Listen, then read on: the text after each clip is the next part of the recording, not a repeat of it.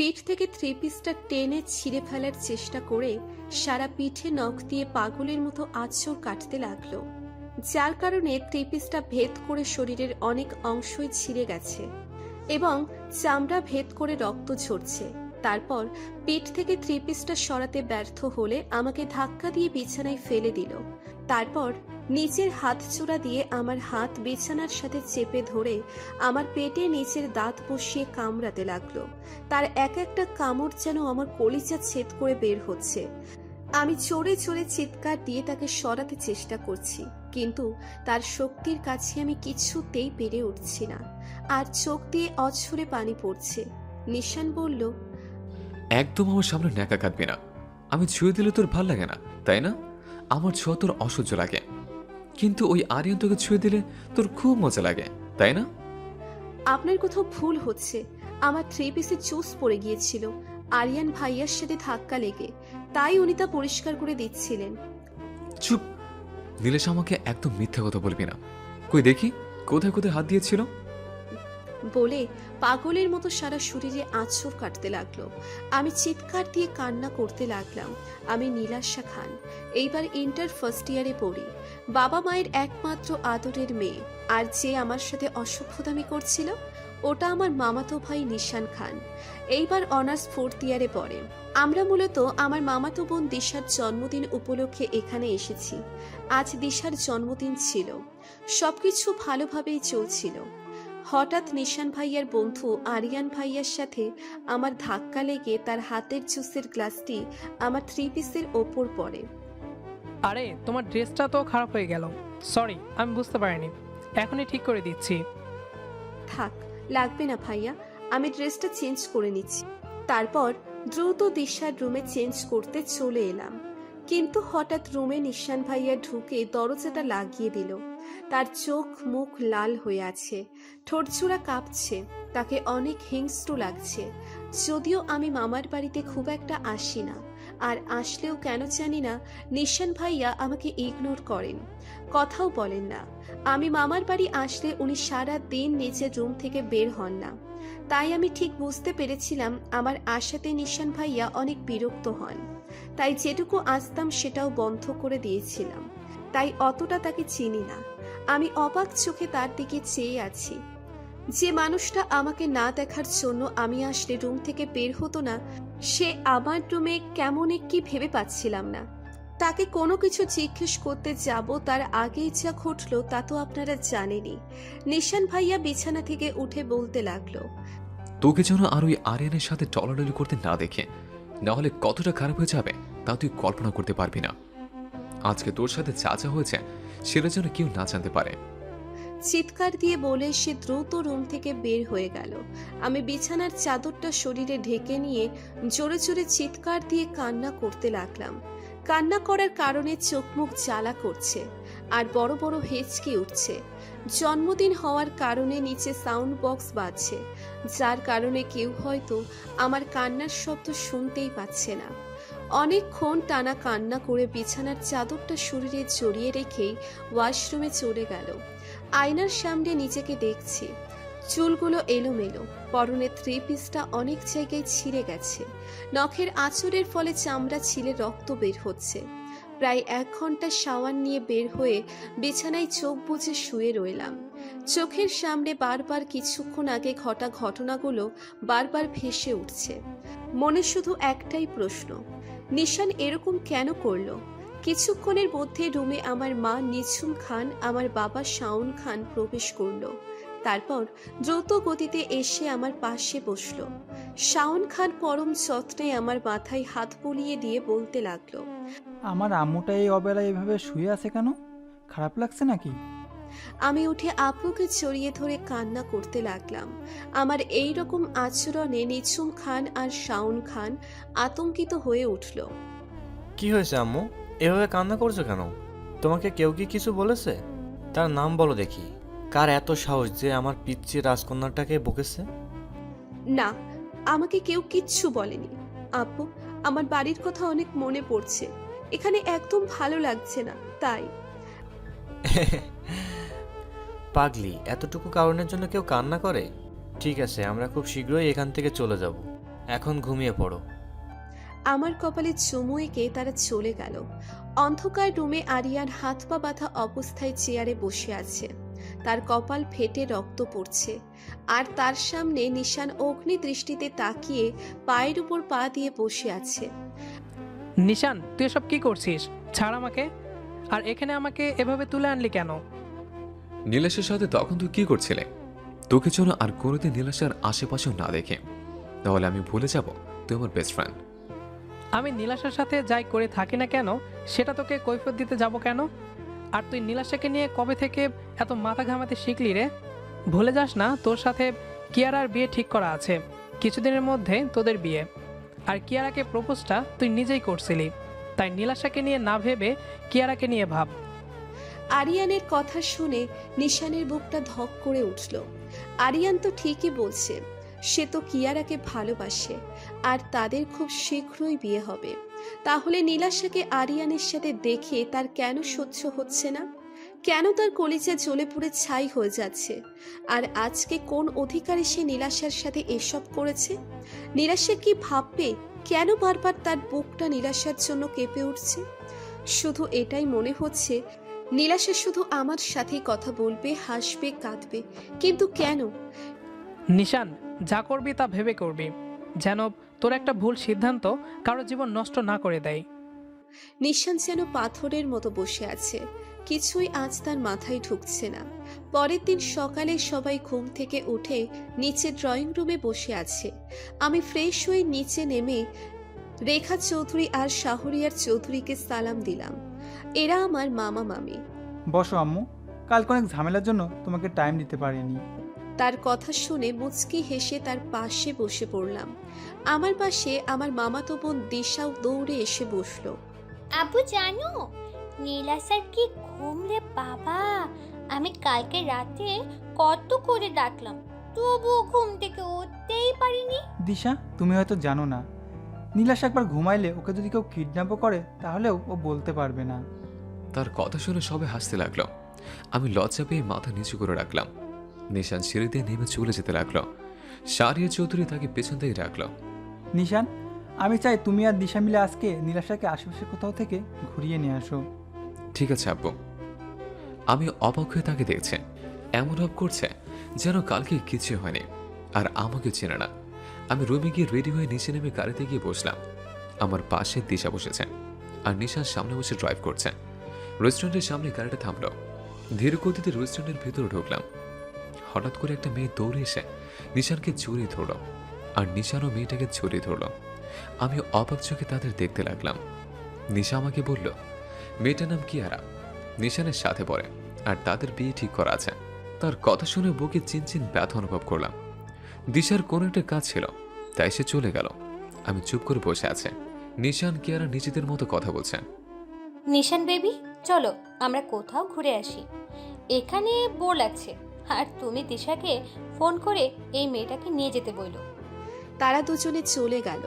সারা দিন রেস্টুরেন্টে দিশার জন্য অপেক্ষা করলাম, কিন্তু কেউ এলো না। রাত 11টায় ল্যাম্পপোস্টের নিচে বসে আছি। চারিদিকে অন্ধকার। এখানকার রাস্তাঘাটও চিনি না যে আমি বাসায় যাব, তাই রাস্তায় চুপটি করে বসে রইলাম। হঠাৎ একটা গাড়ি আমার সামনে এসে দাঁড়ালো।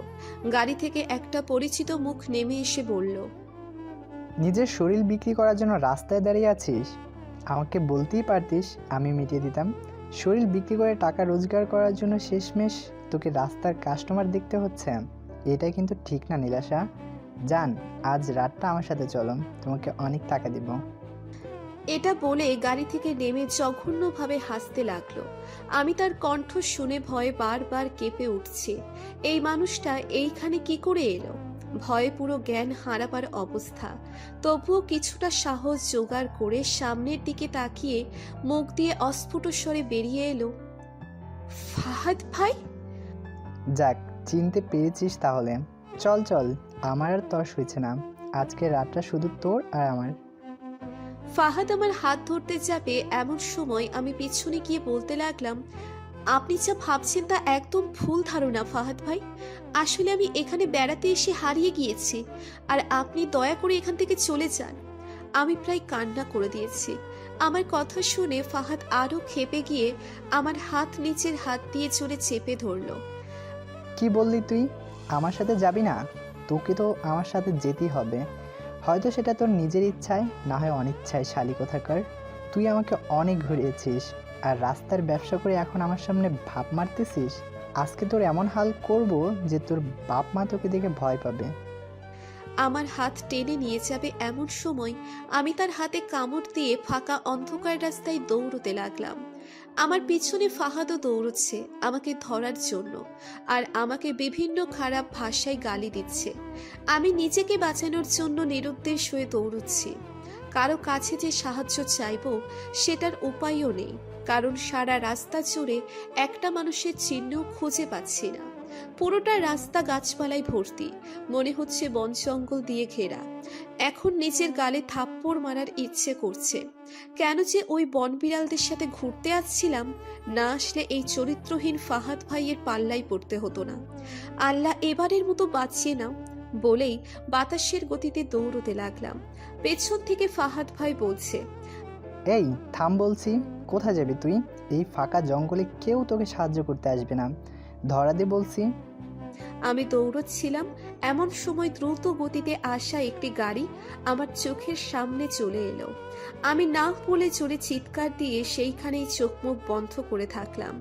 কিন্তু কিছুক্ষণ পর শরীরে কিছু অনুভব না করার কারণে পিটপিট করে সামনের ব্যক্তিটাকে দেখে জান ফিরে পেলাম।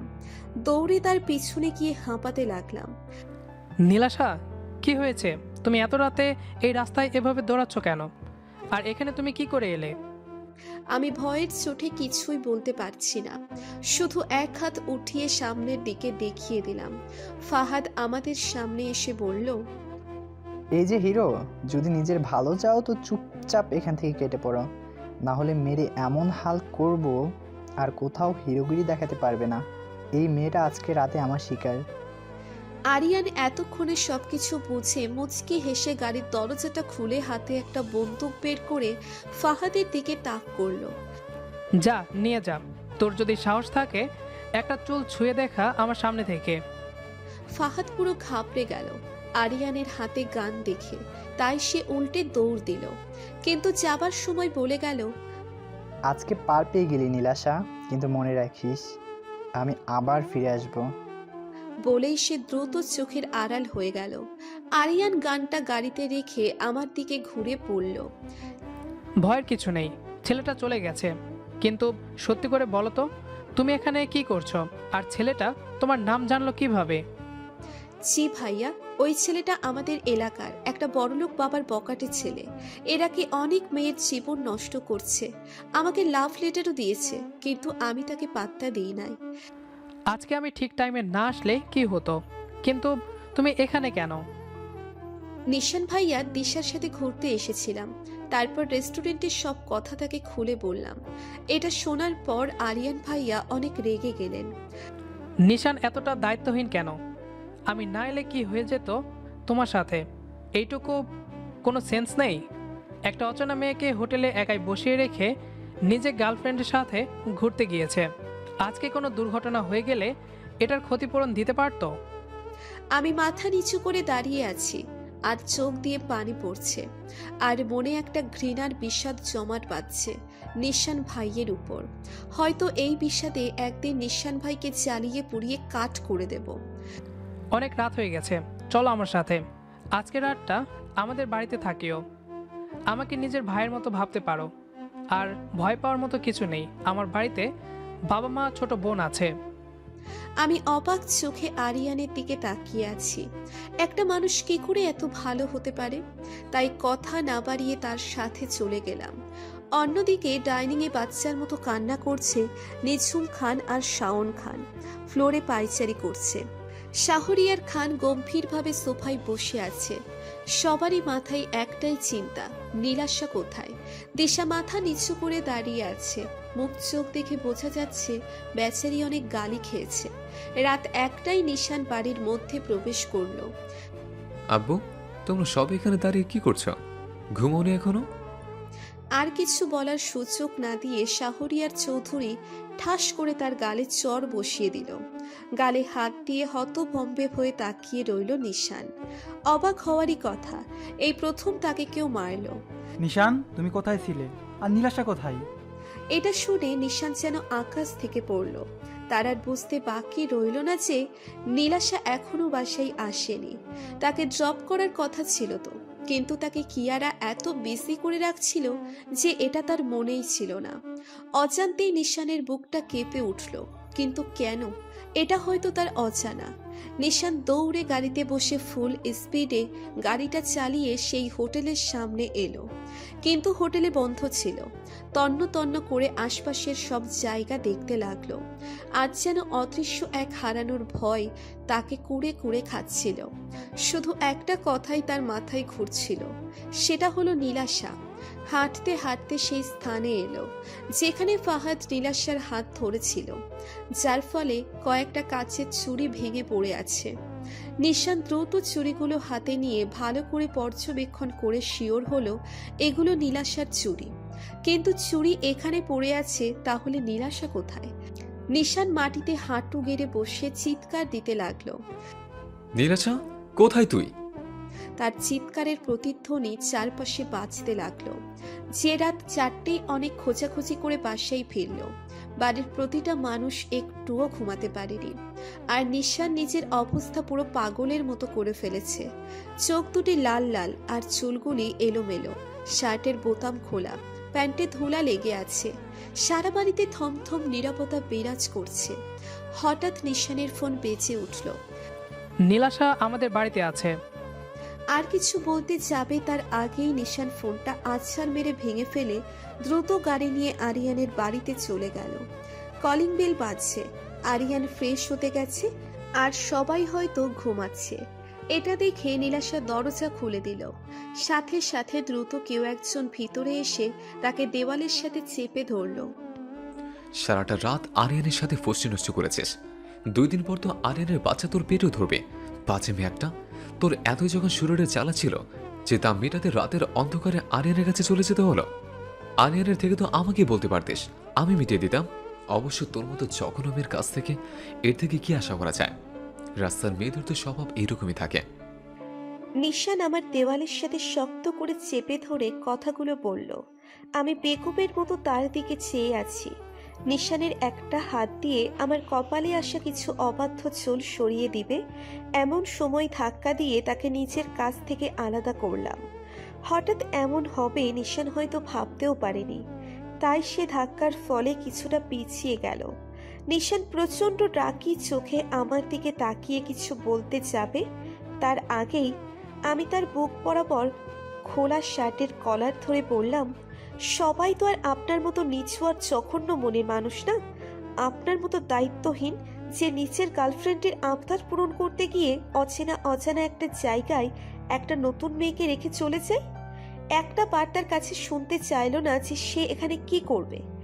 একা একা সেটা না হয় বাদই দিলাম, কিন্তু সারাদিন পার হওয়ার পরও রাত 12টা পর্যন্ত যদি কথা দিয়ে নিতে না আসে, তাহলে একটা বার ভাবলো না এত রাতে একটা নির্জন জায়গায় অনায়াসে কোনো বিপদ হয়ে যেতে পারে? এই কথা একটা বারও আপনার মনে পড়লো না? আর এখন বলছেন আমি খারাপ, তাই তো? আরে কাল রাতে যদি ঠিক সময়ে আরিয়ান ভাইয়ার দেখা না পেতাম, তাহলে এতক্ষণে হয়তো আমার আব্বু আম্মুর কাছে আমার লাশটা চলে যেত। অবশ্য আপনার মতো বদমেজাজি স্বার্থপর জঘন্য মানুষগুলো ছাড়া আর কি ভাবতে পারেন? এতদিন ভাবতাম আপনি হয়তো আমাকে আপনাদের বাড়িতে আসা পছন্দ করেন না, কিন্তু আজ বুঝতে পারলাম আপনি আমাকেই সহ্য করতে পারেন না। এবার তো আমার পাও আপনার বাড়িতে পড়বে না, এটা আমি কথা দিলাম। কথাগুলো বলার সময় আমার চোখ দিয়ে অঝরে পানি পড়তে লাগলো। এতক্ষণে নীরবে সব কথা শুনছিল নিশান। এখন হয়তো নিশান মনে মনে ভাবছে, যে মেয়ে তার মুখ বন্ধ করে দিয়েছে মনে হতো বোবা, কিন্তু আজ সে জানতে পারল এই মেয়ে ভয়ঙ্করভাবে কথা বলতে পারে। তার প্রতিটা কথা যেন নিশানের বুকে শত শত আঘাত করছে, তা হয়তো বুঝতে পারছে না। পিছন থেকে আরিয়ান বলে উঠল, তুই জানিস কাল কত বড় বিপদ হয়ে যেত? আর তুই এত দায়িত্বহীন কবে থেকে হলি রে নিশান? যাই হোক, সকাল হয়েছে, ব্রেকফাস্টটা তোরা এখানেই করে নে, তারপর না হয় বাসায় চলে যাস। আরিয়ানের কথাটা শেষ হওয়ার আগে নিশান আমাকে আচমকা টানতে টানতে গাড়ি নিয়ে জোর করে বসিয়ে দেয় আর সে ড্রাইভ করে। আরিয়ান নিশানের এমন আচরণ দেখে মুচকি হাসল। আমি জানি তুই নীলাশার জন্য কি অনুভব করিস, কিন্তু তুই তা মেনে নিতে চাচ্ছিস না। কিন্তু তুই তা খুব শীঘ্রই নিজের মুখে মেনে নিবি। তুই কিয়ারাকে না, নীলাশাকে ভালোবাসিস। সারাটা রাস্তা আমি চুপচাপ বাইরের দিকে তাকিয়েছিলাম, আর নিশান বারবার আমার দিকে তাকাচ্ছে আর মুচকি হেসে আবার ড্রাইভ করছে। এগুলো দেখে আমি আরো বিরক্ত হয়ে উঠলাম। আর একবার যদি গাড়ি চালানো বাদ দিয়ে আমার দিকে তাকিয়েছেন, তাহলে আমি আপনাকে গাড়ি থেকে রাস্তায় ফেলে দিব। ব্রেক কষার শব্দে দেখলাম বাসায় এসে পড়েছি। আমাকে দেখেই নিঝুম খান আমাকে জড়িয়ে ধরে কান্না করতে লাগলো, আর শাওন খান মানে আপু মাথায় হাত বুলিয়ে দিয়ে জিজ্ঞেস করলো, কোথায় ছিলি মা? তুই জানিস আমরা সবাই কতটা টেনশন করছিলাম, আর তোর আম্মু তো সেই কাল থেকেই কান্না করে যাচ্ছে। আমি তাদের কথায় কি জবাব দিব তা ভেবে পাচ্ছি না। কালকের ঘটনাগুলো যদি বলি তাহলে মামা নিশানের উপর প্রচন্ড রাগ করতে পারে। এতক্ষণে নিশান চুপ করে মাথা নিচু করে বসেছিল। শাওন খানের কথা শুনে নিশান কিছু বলতে যাবে, আমি তার আগেই বলে উঠি, আসলে আপু আজকে আরিয়ান ভাইয়ের বোনের বার্থডে ছিল, আর রেস্টুরেন্টে তাদের সাথে দেখা হয়, তাই তাদের সাথে গিয়েছিলাম। আর আমার তো ফোন নেই, তাই তোমাদের জানাতে পারিনি। কিন্তু আমি আরিয়ান ভাইয়ার নাম্বার থেকে ফোন দিতে চেয়েছিলাম, পরে আর মনে ছিল না। সরি আপু, কান ধরছি, আর ভুল হবে না। এই মেয়ে, তুমি কি এখনো ছোট আছো নাকি? তোমার কোনো ধারণা আছে আমি, তোমার আব্বু, তোমার মামা মামি কতটা টেনশন করছিলাম? আর নিশান সারা রাত তোমাকে পাগলের মতো খুঁজে বেরিয়েছে। আমি আম্মুর কথা শুনে একটা তাচ্ছিল্যের হাসি দিলাম। সেটা সবার নজরে এড়ালেও নিশানের চোখে ঠিকই ধরা পড়ল, আর নিশান বুঝতে পারল তাকে বাঁচানোর জন্য আমি এসব মিথ্যা কথা বলছি। সে যেন অবাকের চরম সীমায় পৌঁছল।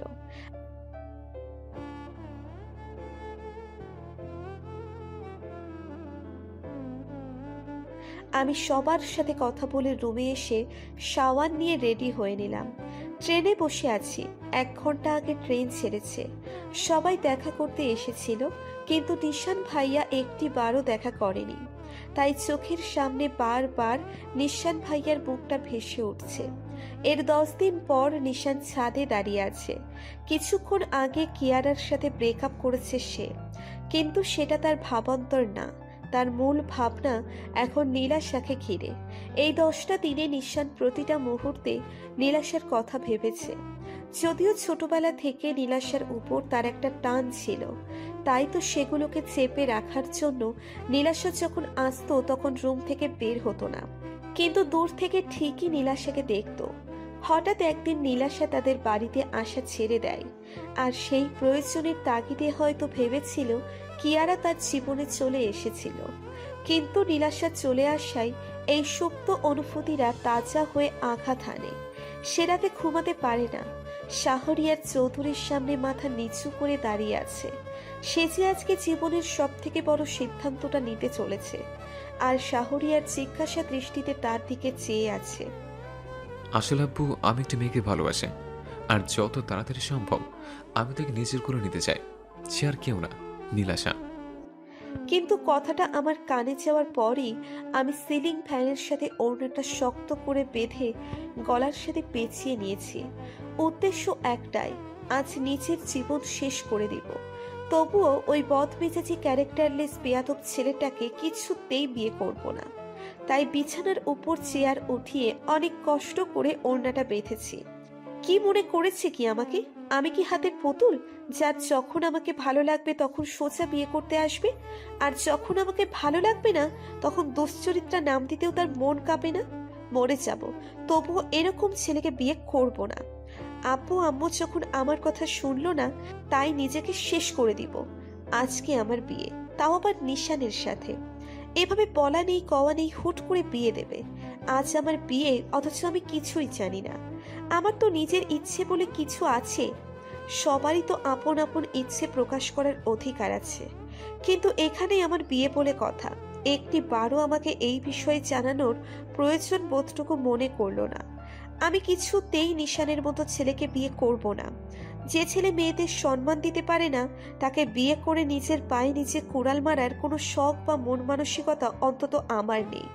আজকে কলেজ থেকে ফেরার পর থেকে আম্মু আব্বু অস্বাভাবিক আচরণ করেছিল, আমি সব চোখে চোখে রেখেছিলাম। কিন্তু সন্ধ্যার দিকে হুট করে 10-12 জন মেয়ে আমার রুমে এসে আগন্তুকের মতো আমাকে বেনারসি পরিয়ে দিল আর পুতুলের মতো সাজাতে লাগলো। তারপর তারা নিজের মতো করেই চলে গেল, আর আমি অবাক চোখে তাদের চলে যাওয়ার দিকে তাকিয়ে রইলাম। মাথার মধ্যে সবকিছু কেমন যেন এলোমেলো হয়ে যাচ্ছে। চোখ থেকে কয়েক ফোঁটা জল পেয়ে ফ্লোরে পড়ল। আব্বু আম্মু এত বড় একটা সিদ্ধান্ত আমাকে না জানিয়েই নিয়ে নিল। বিছানায় চুপটি করে বসে আছি আমি। কিছুক্ষণ পর আব্বু আম্মু আমার রুমে প্রবেশ করলো। তারা এসে আমার পাশে বসলো, বলল,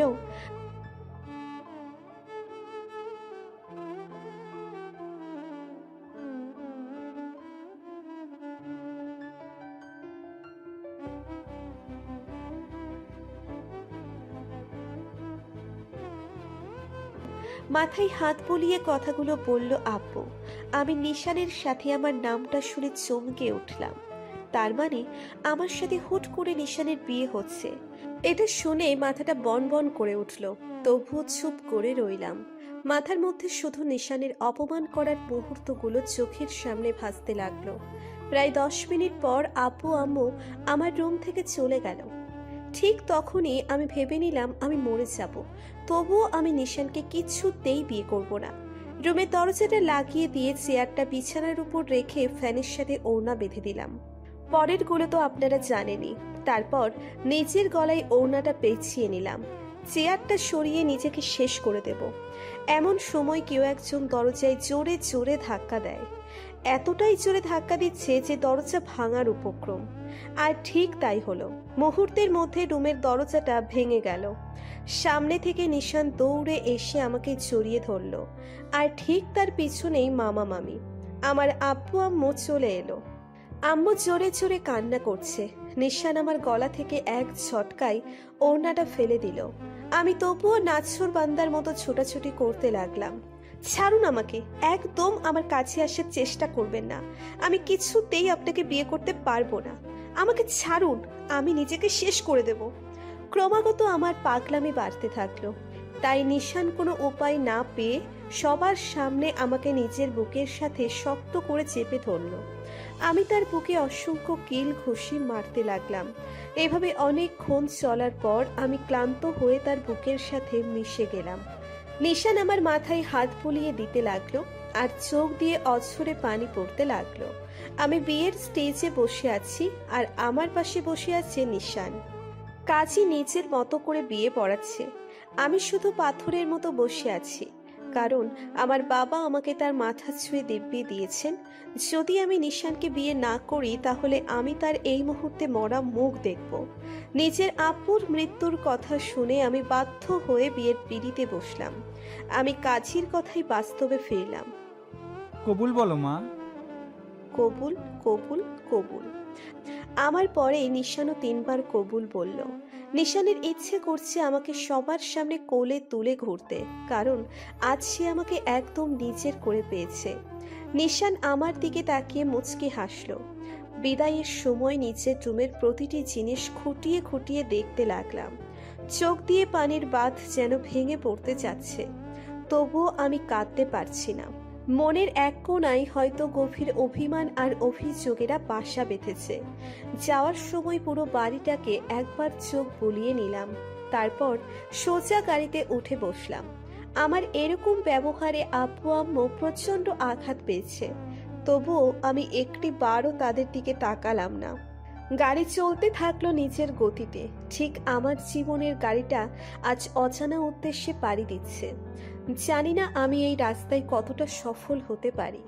বর্তমানে বাসর ঘরে বসে আছি, তবে অন্য 10 জনের মতো করে লজ্জা পেয়ে মাথায় এক হাত ঘুমটা টেনে কাঙ্ক্ষিত মানুষটির জন্য অপেক্ষা করা না, বরং একটা গেঞ্জি আর একটা প্লাজো পরে সারা বিছানায় ছড়িয়ে ছিটিয়ে শুয়ে আছি। শরীরে নতুন বউয়ের যেগুলো পরার কথা সব বিপরীত পড়ে আছি। প্রায় 1 ঘন্টা পর রুমের দরজা খোলার শব্দ শুনেও ঠিক সেইভাবে শুয়ে রইলাম। নিশান হয়তো আগে থেকে ভেবে রেখেছিল এসব কিছু হতে পারে, তাই আমাকে এইভাবে দেখে কোনো রকম রিয়াক্ট না করে চুপচাপ রুমের দরজাটা লাগিয়ে দিয়ে ধীর পায়ে বিছানার অন্য ফাঁকা পাশটাতে শুইতে এলো। একবার আমার দিকে তাকিয়ে বিছানায় শুতে যাবে এমন সময় আমি তার বালিশটা ফ্লোরে ফেলে দিয়ে বললাম, আজ থেকে আপনার জায়গা মাটিতে, আর আপনি কখনো আমার কাছে আসার চেষ্টা করবেন না, কারণ আপনার মতো নীচ আর ছোট মনের মানুষকে আমি কিছুতেই আমি নিজের স্বামী হিসেবে মানব না। আমার কথাগুলো নিশান বালিশটা বিছানা থেকে উঠিয়ে নিয়ে সোফায় শুয়ে পড়ল। আমার তার উপর মায়া হলেও আমি এসব কথা তাকে বলে রুমের লাইট জ্বালিয়ে নিভিয়ে ঘুমিয়ে পড়লাম। নিশান রাতের অন্ধকারে নিজের চোখের জল মুছে নিল। সকাল 8টায় আমার ঘুম ভেঙে গেল। বিছানা থেকে নেমে ওয়াশরুমে ফ্রেশ হয়ে এসে দেখলাম নিশান এখনো পড়ে পড়ে ঘুমুচ্ছে। এটা দেখে আমার গায়ে আগুন জ্বলে উঠল। ব্যাটা গন্ডার, আমার রাতের ঘুম ভেঙে দিয়ে নিজে ঘুমাচ্ছিস, তোকে ভালোভাবে ঘুমাতে দিচ্ছি বলে ওয়াশরুম থেকে 1 বালতি পানি এনে তার গায়ে ঢেলে দিলাম। বেচারা হয়তো এমন কিছু কখনো আশা করেনি, তাই এক লাফে সোফা থেকে উঠে বসলাম। আমি তার এরকম ব্যবহার দেখে খিলখিলিয়ে হাসতে লাগলাম। তারপর সেখান থেকে চলে গেলাম, আর নিশান অবাক চোখে আমার দিকে চেয়ে সব কিছু বোঝার চেষ্টা করতে লাগলো। এভাবে দিন কাটতে থাকলো। যত দিন যেতে লাগলো আমার অত্যাচার আরো বাড়তে লাগলো। এই যেমন খাবারে বেশি ঝাল দেওয়া, তার শাওয়ার নেওয়ার সময় পানি বন্ধ করে দেওয়া, কিন্তু তবুও সে আমাকে একটা গালিও দেয়নি। দিন শেষে রাতে যখন ঘুমের ভান করে শুয়ে থাকতাম তখন সে কাছে এসে আমার কপালে ঠোঁট ছুঁয়ে চলে যেত। কোনো দিন আমার উপর নিজের অধিকার চাপাতে আসেনি। ধীরে ধীরে তার এসব ভালো লাগতে লাগলো। এক সময় বুঝতে পারলাম আমিও তাকে ভালোবেসে ফেলেছি। তাই আজ তাকে নিজের করে নেব বলে তার থেকে লুকিয়ে সারাটা রুম সেই প্রথম রাতের মতো সাজিয়েছি। লাল টকটকে শাড়ি পরেছি, অনেক সুন্দর করে নিজেকে সাজিয়েছি। রাত 10টায় নিশান রুমে ঢুকলো। সারাটা রুম অন্ধকার দেখে দ্রুত রুমের লাইট জ্বালিয়ে যা দেখলো তাতে তার হার্টবিট 100 গুণ বেড়ে গেল। তার সামনে আমি আবেদনময়ী হয়ে দাঁড়িয়ে আছি। আজ থেকে আমি নিজেকে আপনার ছন্দে সাজাতে চাই, আপনি কি আমাকে কাছে টেনে নেবেন? নিশান আমাকে কোলে নিয়ে বিছানায় শুইয়ে দিয়ে কপালে আলতো করে একটা চুমু এঁকে তার 2 হাত দিয়ে আমার গাল আলতো করে ধরে বলল, তুই আমার এমন একটা নেশা যেটা থেকে আমাকে কেউ সারা জীবনও ছাড়াতে পারবে না। ভালোবাসি তোকে, তাই তো আমার সবসময় এটাই মনে হয় ভালোবাসার নেশা তুই।